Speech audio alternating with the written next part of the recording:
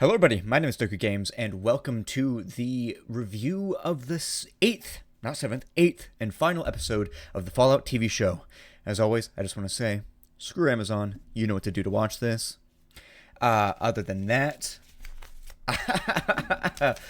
don't mind the hair. I just got out of the shower, and I needed to make this video. I tried making it already, but then my power went out. So that was like 30 minutes of discussion down the drain. But let's just get into it. This will be a bit of a review for the show overall, and also a review of the final episode. So this is one of the videos that, if you don't want to watch the rest of them, watch this one, right? I'll be talking about everything that lines up and leads up to everything and the plot points of this episode, but I will also be discussing what I like about the show and also what I didn't like about the show, because surprise, despite how much I do praise this show, there are some things I do not like about it. Alright, let's get started. At the very beginning of the episode, we get Max going back to the Brotherhood, and the Brotherhood is looking awesome as always. They're in their big hulking suits, walking around, and we get to see that they took over Philly. Philly, not Philadelphia, but Philly, as in a settlement near the Hollywood-ish area. We then get to see that one of the elders is basically kind of putting, almost like doing one of the like fantasy king knight things where walking up, kneeling, and offering up the thing to the leader. And I love how anxious Max is in this scene. He's like, oh god, this is not going to work. This is not going to work. This did not work. And he's about to die. Like, he's about 10 millimeter. I'm pretty sure those are 10 millimeters. Like, put to the back of his head. Actually, no, they don't look like 10 millimeters because the slide looks like a deagle slide. So, man, someone correct me what ammunition the Brotherhood sidearm uses.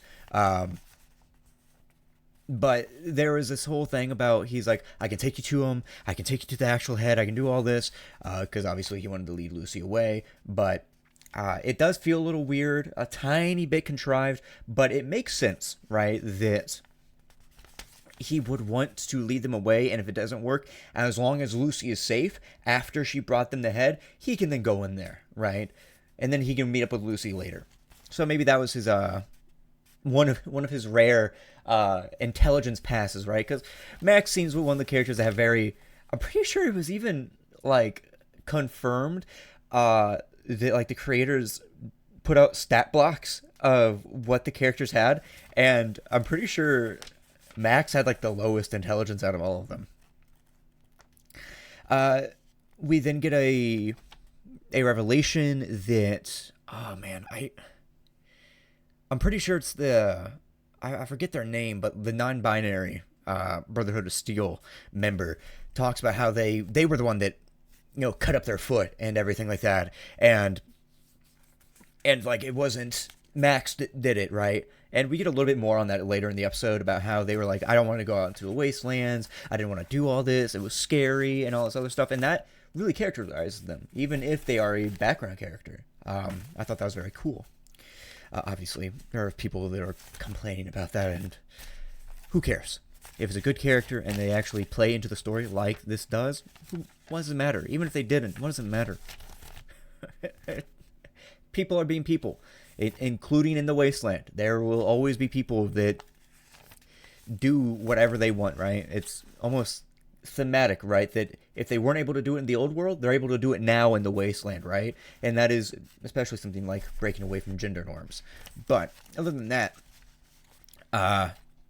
we see that the elder, God, I forgot what they're really called. I don't want to call them fathers, because obviously it's only in religious motifs that they're like Christian or Catholic and so on. But more closely that it doesn't fully fit through and everything, because it's more European night aesthetic as well.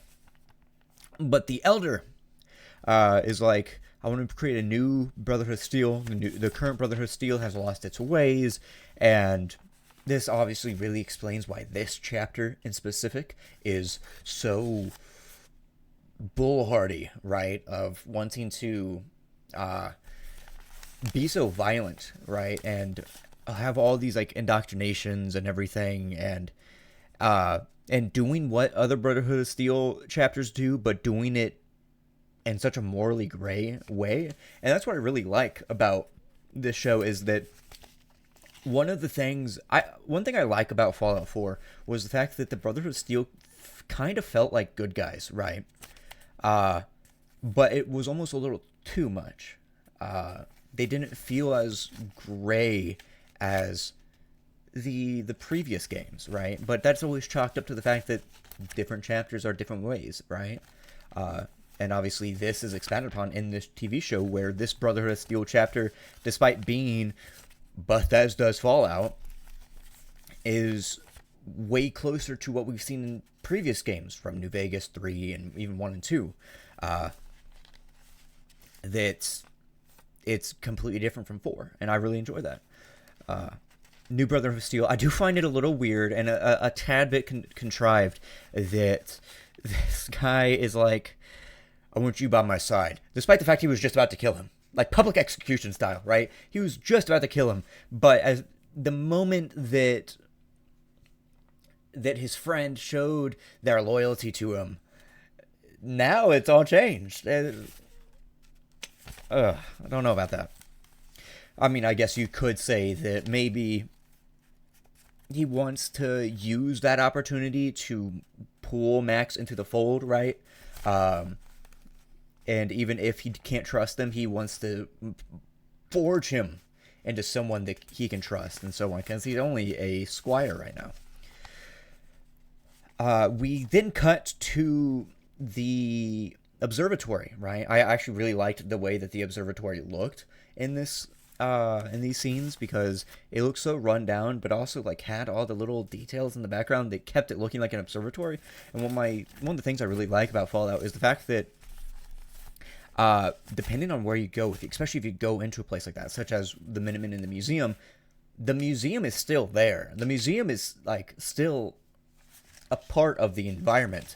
And we get to see that here with the observatory. We see that the observatory is still like it still has all the shit that would that would be doing like observing stuff, right? So I thought that was really cool. But whenever Lucy walks in, we get to see that we don't find out who they really are until later into the episode.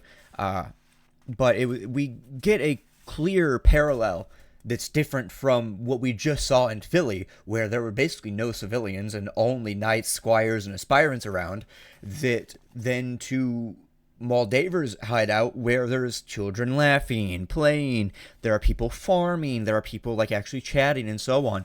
And one of the people that we see is actually the ghoul from Super Duper Mart, one of the ones that Lucy freed. And they look up and they're like, whoa, no way.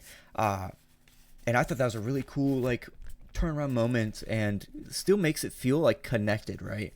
I love interconnectivity in stories.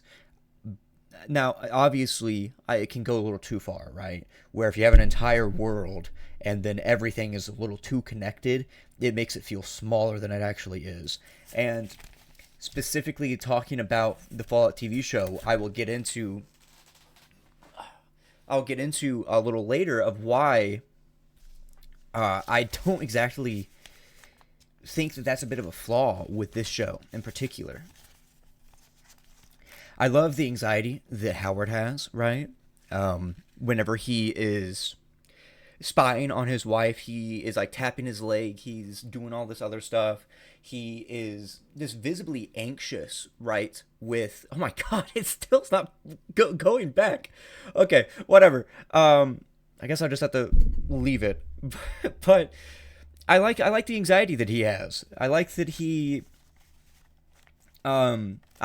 like just so anxious, but then has this faith in his wife of wanting to think that she's doing the right thing and all this other stuff. And then obviously we get a cut away from that as he's listening in, and we get the final intro, the Fallout logo, the final logo, and I thought that this one was probably my favorite one because it does like the intro thing, right, with the tube TV. I said CRT before, but it's actually tube TV, kind of like tuning in, and then like the signal loss thing, and then it has the Fallout logo over it. I thought that was really cool, because I was kind of surprised that they didn't really play on that motif during the intro. I mean, they do, but I was kind of surprised they didn't use like the where it shows like the Amazon logo and everything on the TV in the TV, that it then transitions to the Fallout logo. So I'm glad that kind of like it came around in a weird way of this one. Also, the way that the Fallout TV show does the black screen and then not to like the far right or far right, it like has Fallout. I really enjoyed that was in the first episode.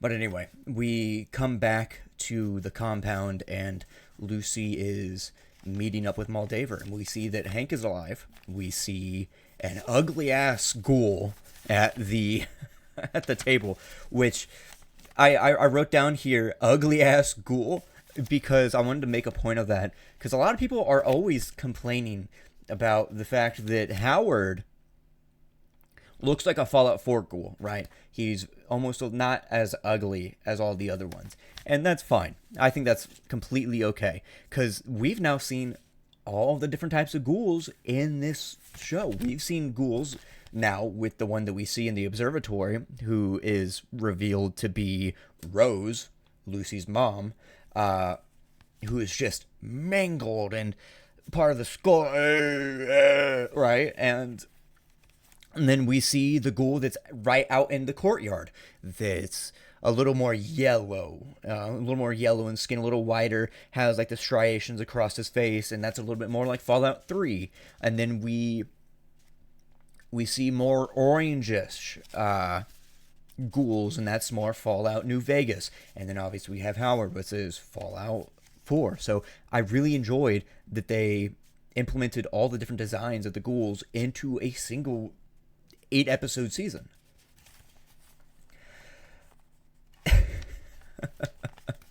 Lucy has a little bit of a monologue talking about how she wants to be civil, but then drops the head of a decapitated man that she cut the head off of with a chainsaw onto a plate of food. And it's like, I just want to be civil about this. And I thought that was really funny. And obviously, after that, we cut back to Vault 31, and the noise that was at the last episode is revealed to be a brain in a jar, which I have forgotten the actual name. I forget if they actually have an actual name to them, or if they are just brain in a jars. I know that they have names, but the actual thing themselves, right? I thought that was really cool, and getting to see that, because again, one of the best things about the show is that it's implementing ideas from the games diegetically into this TV show, and is introducing so many different ideas to a general audience that us, the players, would have known and recognized if we saw in a game, right? But there is never really moments of just exposition that are really hard explaining everything, right? They don't stop to explain. The brain in the jar doesn't stop to say, I'm actually a brain in the jar. I'm using a complex fluid, blah, blah, blah, blah, blah, blah, to keep my brain alive, and I'm controlling this. Like, you see it, you get it, right? Same thing with the cryopods. They don't explain that, oh, we freeze them and everything. You just hear the word cryopod, and usually, if you have any sort of knowledge on the cultural zeitgeist, you know what a cryogenic freezing is. You know that it's like, oh, freeze someone to sleep. Basically, the very how would you say, brushed off, very simple explanation of it, right? But after they talk for a little bit, and he's like looking around, what is this place? We then cut back. There's a lot of cuts back and forth, but that's because the entire episode is revealing a lot to us finally. And one of the first people that we see that's at the table of Vault-Tec talking is the Robco man himself, Mr. House. And before anyone says that the Mr. House actor doesn't look enough like House from New Vegas, one, of course he doesn't, because true Mr. House is a shriveled husk that's over 300 years old. But also in the fact that I like to believe that that's actually what Mr. House looks like. He looks like this like skinny, small-faced man with a mustache, but this more chiseled one. He basically drew himself as a Chad, going for all of his like communications, right? I think that's really funny if that's actually what was going on.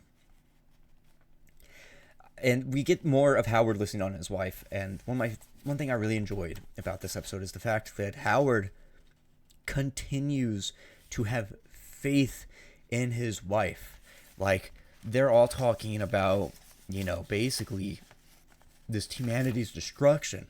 But here is Howard's wife, I forget her name, that's actually like, all right, I want to set you all straight. And at first, you're reassured. You're like, oh, you're in the same boat as Howard. You're like, set him right, honey.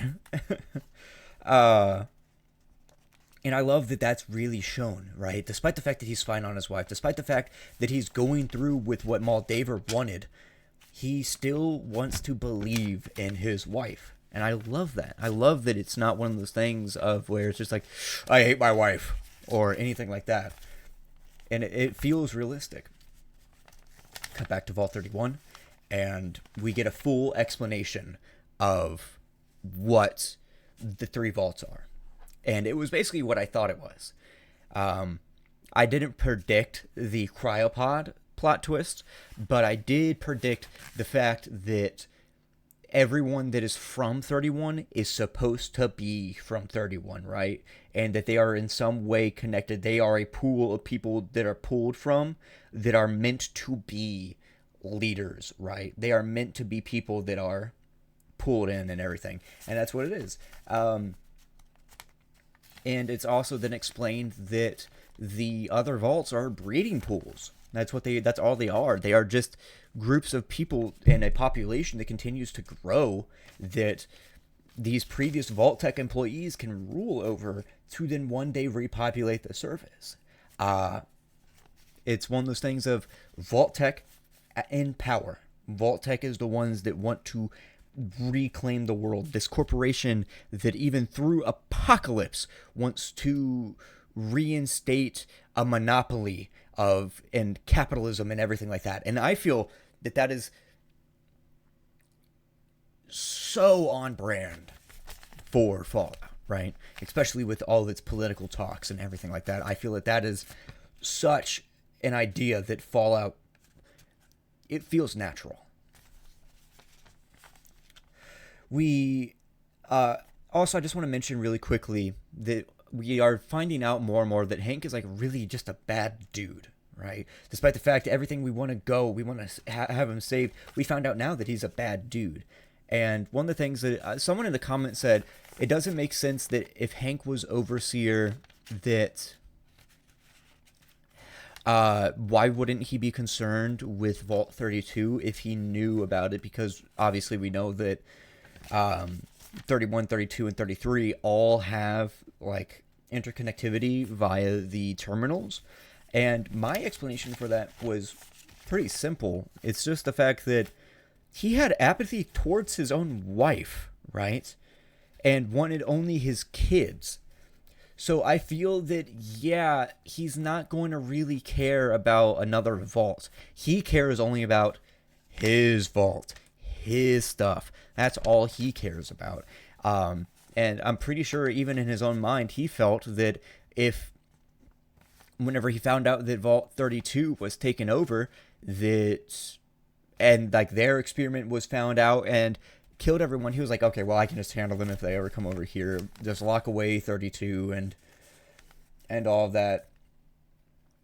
Then again, there is also the little thing with the fact that they go through of wanting Vault 32 to marry someone in his own family. So maybe he didn't know, and the overseer in that vault never like said anything, which could very well be possible that they just cut out power for their thing and then started killing everybody, right? And that cut off communications.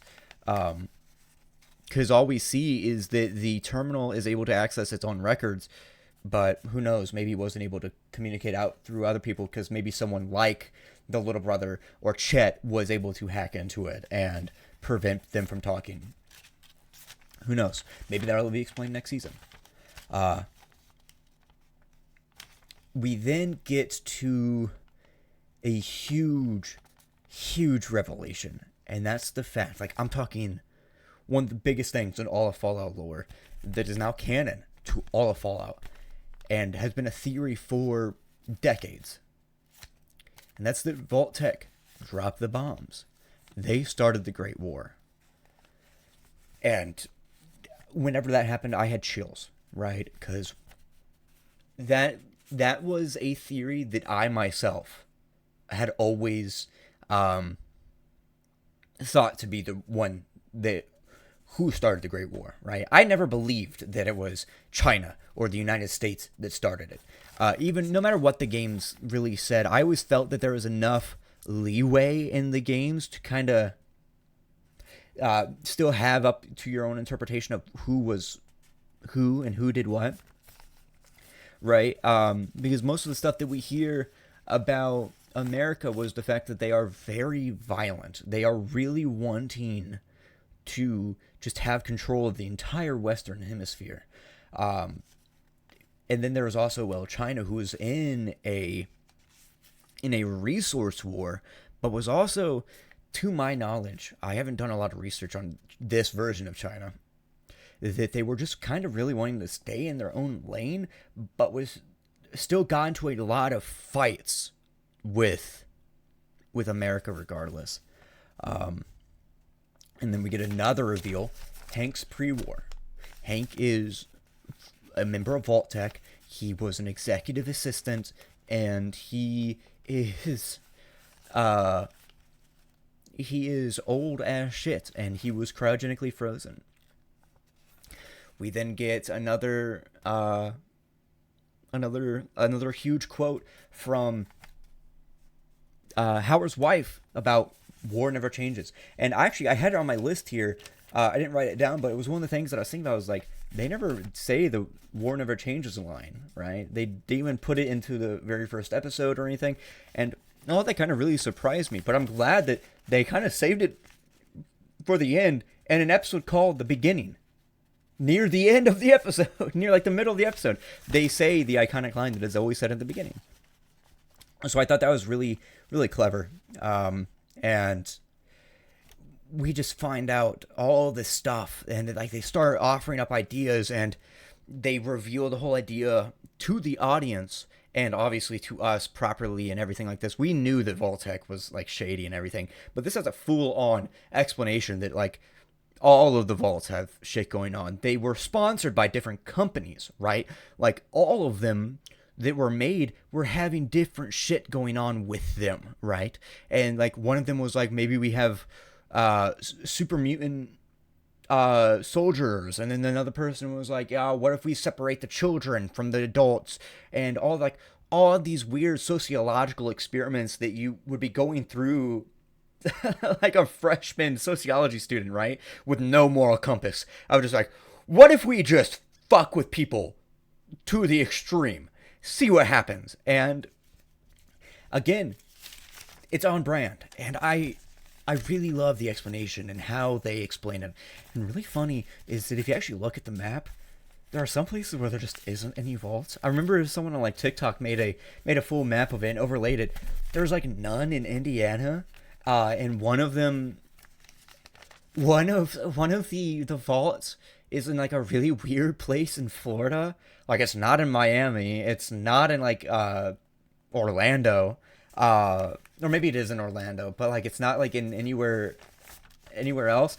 Then like there's almost none in the Midwest, which I always which is a little sucks because one of the things that a lot of Fallout fans always wanted was the fact that they wanted a Midwest Fallout game, me included, as someone being from the Midwest. So I always thought that like there would be at least some vaults out here, right? And finding out that there's really not is a little disappointing. We then find out that Rose, Hank's wife and Lucy's mom, was smart, incredibly smart, and I'm pretty sure it was basically implying that she worked for Vault-Tec too. And it makes so much sense as to why now Lucy was taught so much about science. It was because her dad was a part of Vault-Tec, and that's why she learned about the T-40 and all this other stuff, and why she was probably taught more than the average person in the vault. We then also find out that Hank was the man that burned Shady Sands. He dropped the nuke, or he caused the bomb to go off of whatever was going on, or however they got a bomb, which I'm sure will be explained in season 2. He caused it. He caused the entire destruction of Shady Sands. And I really like that this show is doing what a game would do, right? They are making these huge lore revelations and huge characters and so on, just but putting them in a TV show, right? It isn't just a disconnected spin-off that's, not tied to anything. It's basically doing what New Vegas and Fallout 3 did. But in the TV show format, they are introducing big new characters. They are reintroducing new, or putting older characters in a new light. And also then doing new things and new ideas and like explaining all this other stuff, because this entire show feels like a story of Fallout, almost from a metatextual standpoint, but also feels like a Fallout story on the surface, but is then also a deeper story on Vault-Tec and what Vault-Tec was about and how connected they were to everything and how deep the conspiracy of everything going on with them and almost like the deep state of America in this universe, and then the corporations and all this other stuff. And I really, really enjoyed that. It feels so perfect for the TV show, because this is stuff that could have been done in a game, but now that it was done in a TV show, a game doesn't have to do that now. A game can play off of it. A game can work towards that, unless they retcon anything, but I don't feel that they will, right? This is a Bethesda, almost like in-house kind of thing, that was made with the thoughts of this other stuff in Fallout 5 in mind, right? I would imagine. So, seeing how this it goes, I want to see where the next story goes. And Season 2. Ooh. We then get another huge reveal, and that's the fact that the ghoul, the fuck ugly ghoul at the table, is Rose, Lucy's mom. And we find out that Hank left her to die and basically killed her. And oh my god, that threw me through a loop. That is like M. Night Shyamalan level twist of just finding out that the guy that we've been chasing was actually the dude that was responsible for almost everything ever. And I think that's so good. I really like so much about how much this episode just like twists everything, right? They twist the knife, but also pull it out and give you relief and then patch you back up and tell you what's been going on. Also, I just want to mention, I really do believe in the fact that Moldaver and Hank, yeah, they sound like the exact same person. They sound like two sides of the same coin, right? Like one of them wants to do the right thing, but it's still for their own agenda. But then the other one is purely their own agenda. And that is just such a good parallel between characters. But finally, the Brotherhood of Steel comes up. And really funny is that a missile gets shot at one of them. The vertibird swoops out of the way. And then it knocks a squire out of like the out of the hangar part of the vertibird, and they fall into a propeller and get fucking Indiana Jonesed. And just no, it was so funny whenever I saw that. Oh my god. And then we get to see like all like our suiting up, and then like they're all getting ready for war, and then Moldaver says the line, "War never changes," and they walk out the front, and she has a last pistol in hand, and you see behind her it says NCR, or New California Republic, and I wrote down here, she's NCR, so see, not all gone! Exclamation, exclamation, exclamation. And yes, by the end of the episode, the Brotherhood of Steel reclaims the entirety of the observatory and the cold fusion, but this, again, just builds upon more lore. The Brotherhood of Steel is now in a new spot. And the NCR is now in a worse spot, but that doesn't mean the NCR is completely gone. This was only Shady Sands' part of the NCR.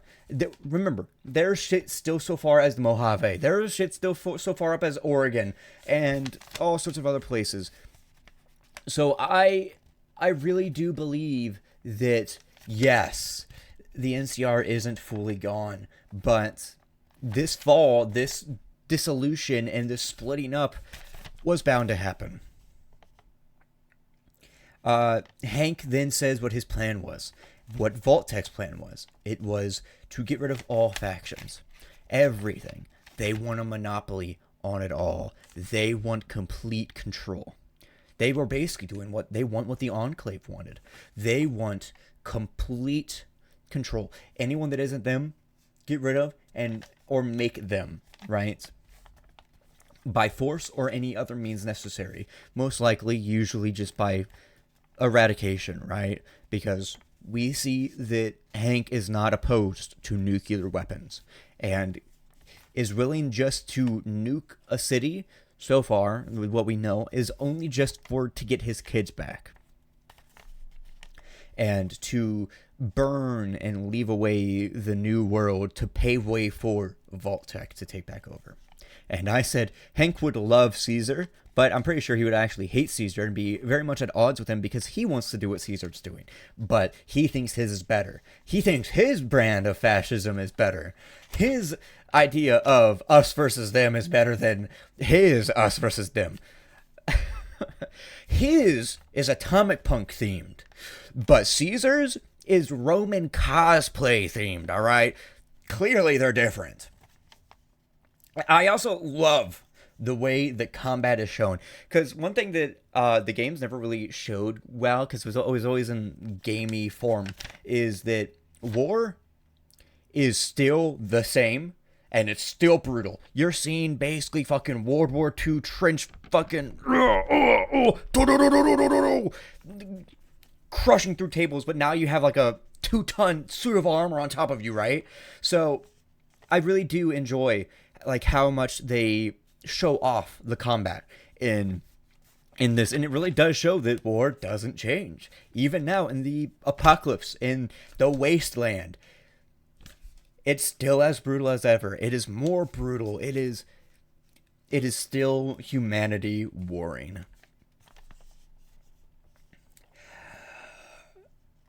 And then we get, it's just all Brotherhood of Steel versus NCR, right? I'm actually kind of surprised we didn't see like any Ranger armor among any of them.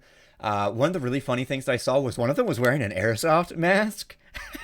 I thought that was really funny. Like, that's one of the things that I was pointing out. I was like, why the fuck does he have an airsoft mask on? But oh my god. We then get to see such a cool thing of like all of them and Max walking through the hallways. And the ghoul. Oh my god, the fucking ghoul, dude. Howard is such a badass. He's like sitting here looking at his like ammunition, and he's like, you know, I used to wear those too. But there's a fatal flaw, which was set up multiple episodes ago, and it's come all the way back around. And he goes, boom, boom, boom. Oh my god. The ghoul Howard Cooper has to be one of the most badass characters that Fallout has introduced to us. You got Frank Horgan. You got the fucking mystery man, right? The lone wanderer. You got the protagonist, right? And then you have people like Raul and so on in New Vegas. And you have all these badass characters. But above all of them, I do genuinely think, I mean, one, Frank Horgan is really cool, but seeing as how he's in pixel art and it's more just said than really shown, he's still up there. But because we really get to see how badass Howard is, I believe he's the most badass character that we've seen so far in the Fallout franchise. He's so fucking cool. And Goggins just plays the shit out of him. He does so well. And then we get the fact that there's an argument going on between Moldaver, and then a talk between...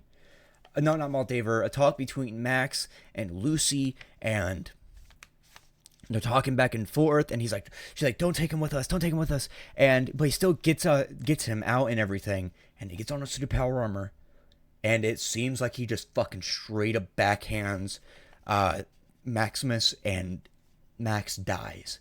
He's not waking up, he's all limp, he's just out, he's bleeding, he just seems dead. And I was like, what the fuck? What? Obviously, by the end of the episode, we know that he's not dead, but good lord. Man, this episode. The ghoul, as we find out, is that he's the one that comes up and he recites the same line that he did to Hank 200 some years ago. I'm about to say 300. 200 some years ago, right? The Spanish thing about you were smart, you were strong, ugly, and smart. You only have 2 of them, or something like that. And I think that that's such a cool wraparound back into everything, because it connects everything back together, and it makes the ghoul seem so empathetic, but at the same time, and sympathetic, but at the same time so complicated.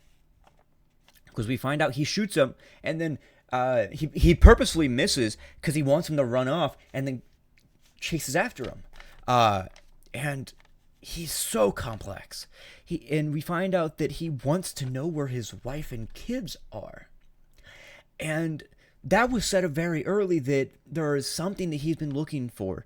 And now as the episodes go on and we find out that people from way back when are still alive through cryogenic, it makes you think, is he still searching after his kids or his ancestors or his descendants and so on? Because he says family, so maybe it's a new family. Who knows? Because we know that the ghoul has been a ghoul for a long time. Over 20 years. And then more so. Because, he was trapped in the ground for so long and everything.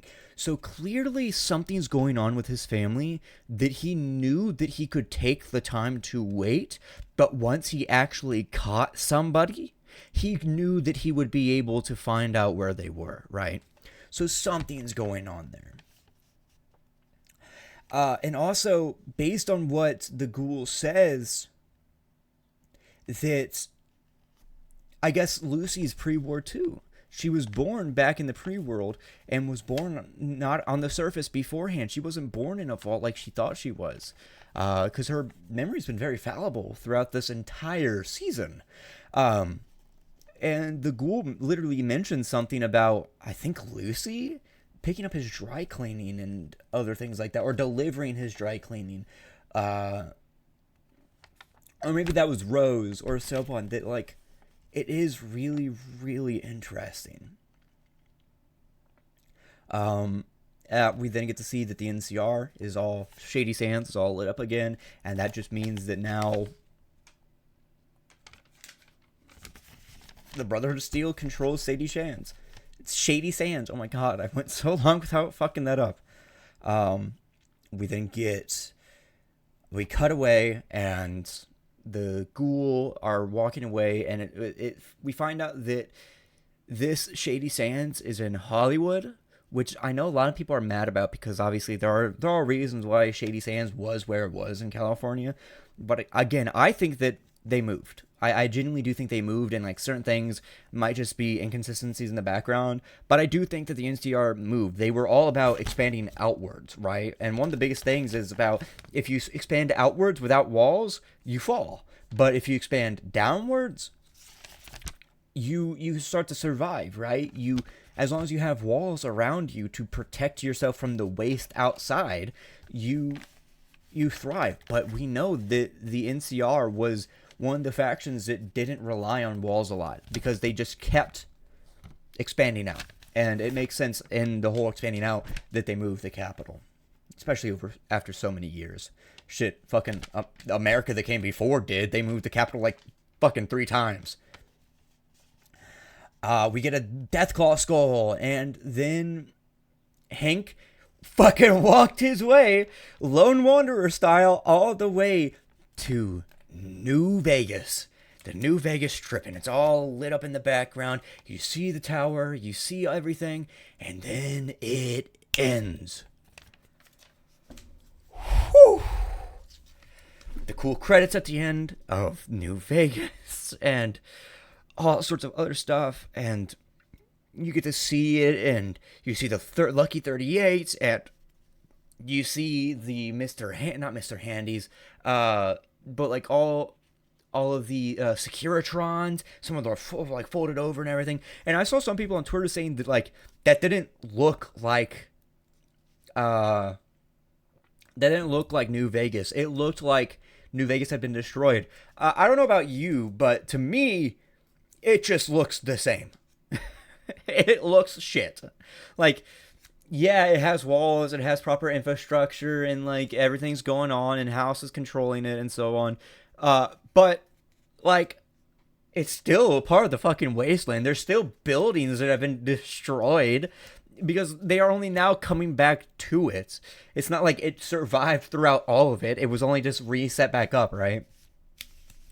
But yeah, I love so much about this show. I love a lot. There is so much to be said about this, and honestly, I don't know if I want to make another. Yeah, sure. I guess I'll just make another video. This one's already 42 minutes long, and I'll make a full review of the entire series right after I stop this one. But yeah, like, this episode was great. It was fantastic. I really do love this show. It is one of the greatest adaptations for a video game that has been released, right? And we broke the video game curse, guys. Like, it's been broken, but it is continues to be beaten fucking into the ground that you can make good adaptations, unless you're Halo. But other than that, if you want to see my review, leave a comment down below. You're going to get it anyway. I'm about to record it right after I press stop. But yeah, thank you all so much for watching. Let me know your thoughts down in the comments down below. Thank you all so much for the support on these videos. They are doing numbers, absolute numbers. If you're just going to be a troll, I don't really give a fuck about your opinion. Go away. If you're just going to try and argue, fucking go away. I don't feel like arguing with people in the comments. We can have a civil discussion, but if all you're going to do is just list off complaints of what you don't like about the show, you can do that somewhere else. You don't have to do that here. If you don't like this video, dislike it and move on. All right.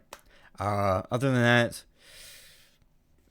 we can talk about the praises. We can talk about some of the little things we didn't like, but, you know, be civil. But, you know what I mean. Don't be a fucking dickhead. Don't be mean. Anyway, I'll see you guys next time. Click.